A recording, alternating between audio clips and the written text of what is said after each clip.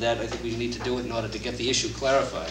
So, That's Mr. what was Vito. explained to Mr. Connors, because he was here. Right. And he was told he'd have to go before, and he could do it ahead of time. Right. Yeah.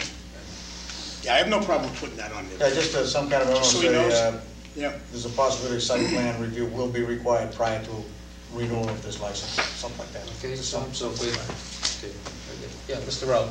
Who's going to determine whether there's a site plan review needed or not? That's the question I have. I think we've discussed this a number of times. I think it has to come from CPC. Well, again, I think CPC is going to take a position, and again, we're putting the applicants on notice that we have the local zoning authority, the zoning bylaw. The enforcement officer will be the building inspector, but we've got the planning commission that gets involved in the process that are going to weigh in on these things. And you know, if the applicant happens to disagree, then there's going to be some sort of an appeal process for them to just disagree. You know, hopefully it doesn't end up in litigation, but there's no guarantee that it won't.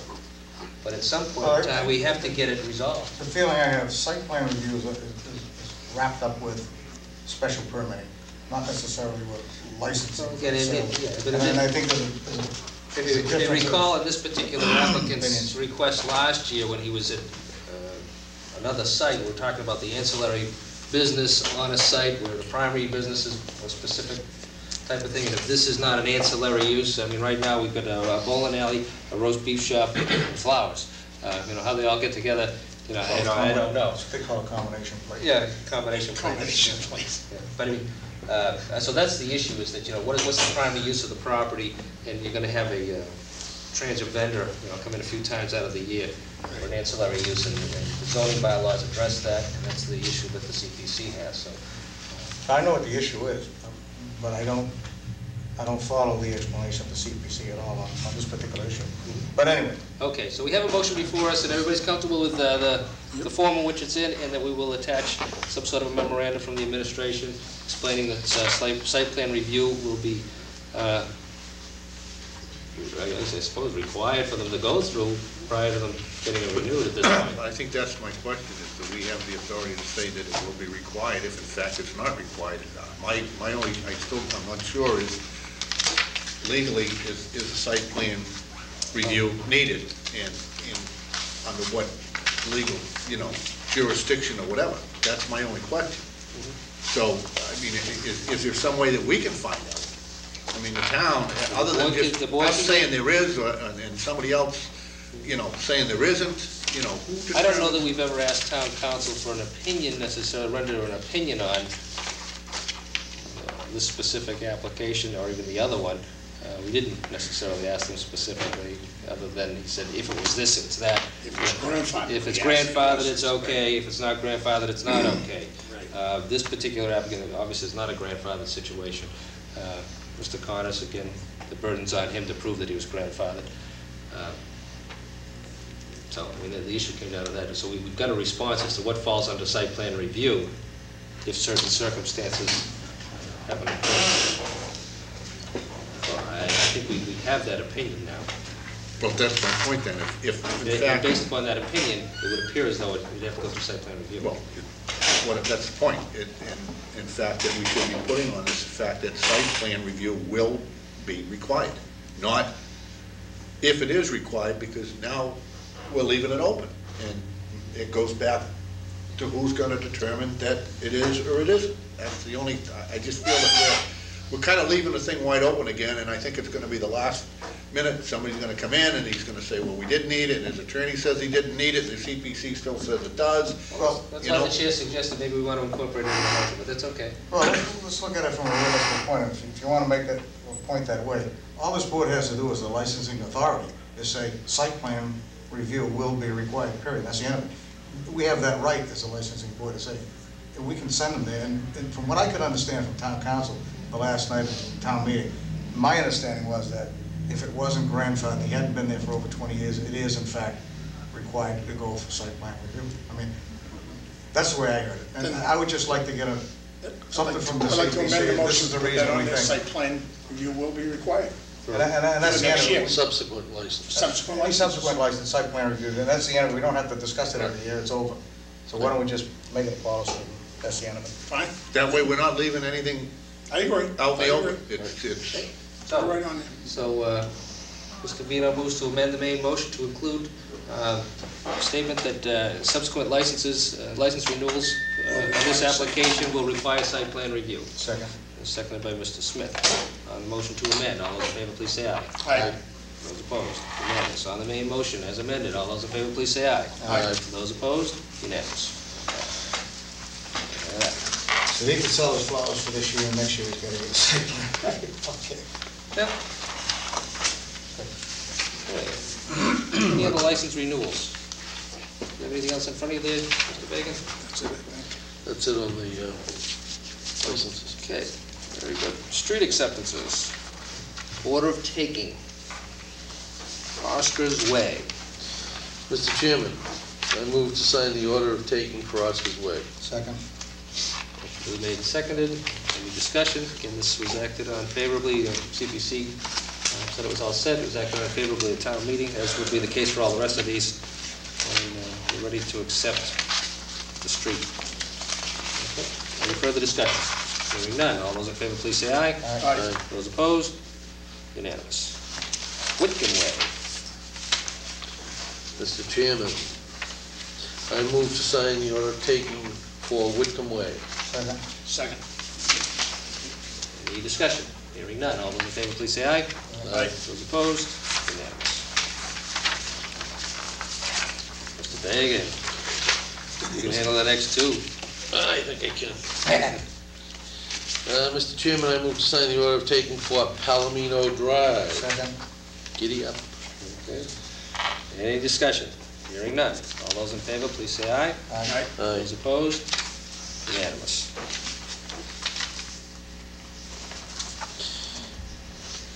Mr. Chairman. Oops.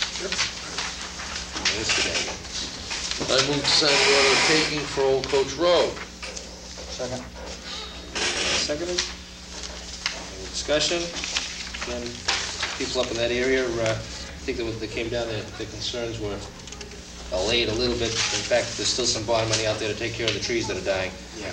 And DPW is going to handle it, so. Any further discussion? Hearing none, all those in favor, please say aye. Aye. Those opposed? Unanimous.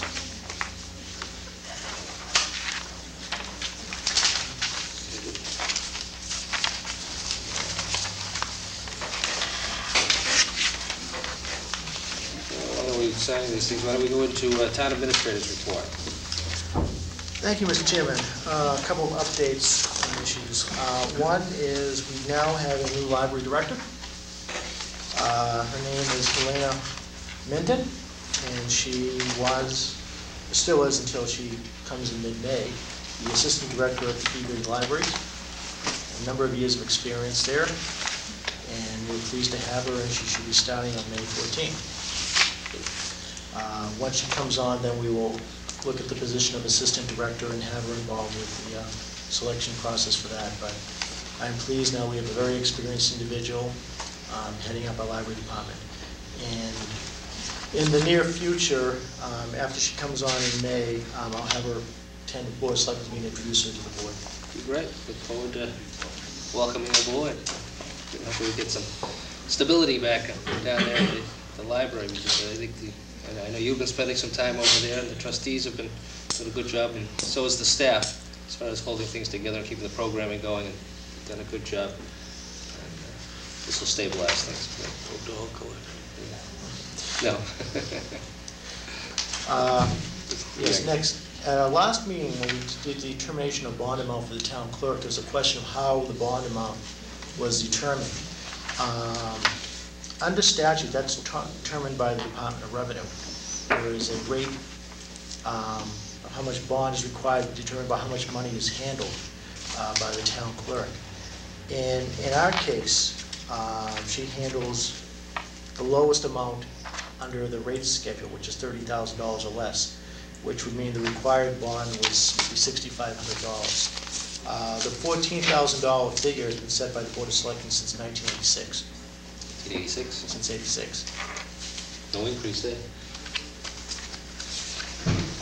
Just along those ranges with the bond ratings, Is there any indication what our bond rating is gonna be now that we've depleted our free cash? That's a different kind of bond. It's a different kind of bond, but while we're on bonds. Generally, when we look at the bond ratings, we look at back going toward the fall when our, free cash gets renewed and certified and such. Free cash is certified. So at this point, there is no change. No change until, yeah. But It'll be the problem I have, we got a bonded issue coming up on the ballot questions for $300,000. That bonding for that $300,000 is gonna be set prior to the certification of free cash, I would think so. How is our bond rating gonna be effective when we have zero free cash? That's my question, I guess. We've had zero free cash going in out-of-town meetings for the past number of years. No, but I'm not talking about that, Tom. I'm talking if in fact the ballot question is passed in May for the $300,000 It's a debt exclusion. as a debt exclusion, right? So it doesn't affect free cash. It doesn't, but we're still gonna have to pay the bond. And what I'm saying is, what will our bond ratings be? Will they change?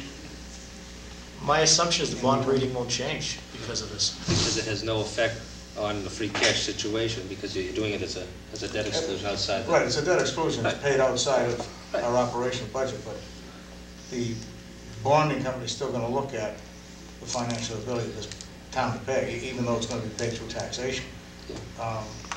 It won't have any effect on the actual bond rating for operational parts of the budget. It shouldn't, because it's being a debt exclusion question, they know you have the money coming in Through taxation. through taxation to pay the bond. Money's there. Okay. It's guaranteed. I mean, I personally think that's why the finance committee and the school committee decided not to go for the bonding at town meeting, because we didn't have any money to pay for it. And that's a conclusion I come to, and I thought it was kind of not fair to explain to the town why we passed that article over without an explanation. But I was gonna bring that up under open business anyway, so it's fine. I think in the discussions that we had, prior to town meetings, again in those Wednesday and Friday session, we talked about it, that issue hadn't even been brought to the finance committee, the budget had been set, so it wasn't factored in anywhere, which is correct. It wasn't factored into the budgetary process at all because it was a late arrival, especially putting it on the warrant. And I think it was as you said, the conclusion of the finance committee, and obviously the majority of this board, and the school committee, to hold off, wait for the general public to vote in relation to the debt exclusion, and handle it that way. No. Yeah, I don't want to get into a debate about it, but this board had nothing to do with it. There was absolutely no discussion on this board about that $300,000. It was simply moved by the finance committee and school committee, I guess it was, or by yourself, at town meeting to pass the article over. I just thought there should have been an explanation as to why we were going to pass it over, because we certainly didn't discuss it at this board. No, because Nobody made a recommendation to us either. No, right, because But anyway, yeah. it wasn't factored in. Right. Okay. Okay. Go ahead, Tom. Yeah. Yes, and obviously, from the board, we have another piece of this landlocked property up on West Street. Yeah, we're on West Street. Yeah, where is it? That's I think it's a very small paper street up, oh gosh, I forget where it is now. But it's about 4,200 square feet. Assessed valuation is minimal, $12,000. Martin's Pond. I think it's up in Martin's Pond. West Yeah, Street. Martin's Pond, you're right, yeah. What was it? Well, 4,200 square feet over there could be That's a lot of that. money. That's a lot of property. Remember that when we come to sell it? Right, yeah. That's a lot of property. Yeah, if you can get to it. And continuing on the personnel update, the Human Resources Administrator, we've fine-tuning the job description. It's going through the department heads. We should hopefully have that advertised within the next 2 weeks, for hopefully a July 1st position. In relation to, again, Havel Street properties, both Havel properties? Street's on, they did the home inspection on it Friday, so everything is going along, track for completion for mid-May. Okay. Is that still with the first Yes. bidder or the second? Still with the first That's bidder? the first bidder. So he came back in? He's back? Okay. He was always in, but we got him closer. Locked in. Right. Locked in, yeah. Because he didn't want to go for it this year, he wanted to put it off till next year. And again, Reading Light, as far as vacating, the other one is because of the weather, pushing it out. It was initially was going to be June, End of June. end of June, so probably going to be a little bit later as far as vacating. Move this stuff? move this stuff. But again, that's mostly been driven by the weather. Okay. Can't